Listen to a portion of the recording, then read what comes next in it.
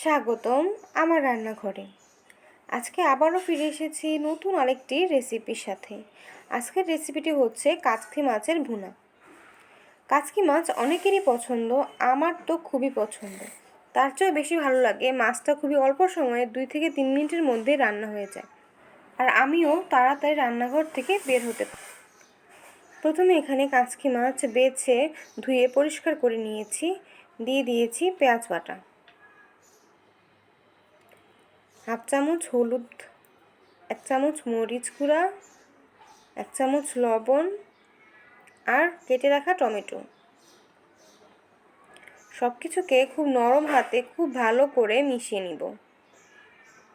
এই কাজটা নরম হাতেই করতে হবে, না হলে মাছগুলি ভর্তা হয়ে যাবে। এইদিকে আমার কড়াই থেকে ধোঁয়া উঠতে শুরু করেছে। এই পর্যায়ে মেখে রাখা মাছগুলিকে দিয়ে দিচ্ছি। কাচকি মাছ রান্নায় আমি কোনো আলাদা জল ব্যবহার করি না। টমেটো থেকে যে জলটা বেরিয়ে আসে এই জলেই রান্নাটা হয়ে যায়।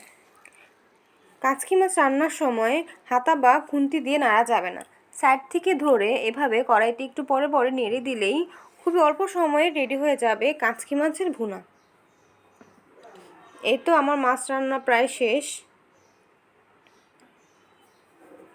এই পর্যায়ে ধনেপাতা কুচি দিয়ে মাছটা নামিয়ে নিচ্ছি।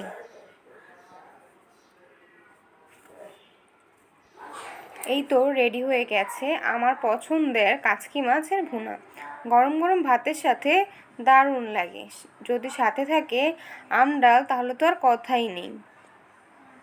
আপনারা বাড়িতে রান্না করে খেয়ে জানাবেন কেমন হয়েছে। ধন্যবাদ।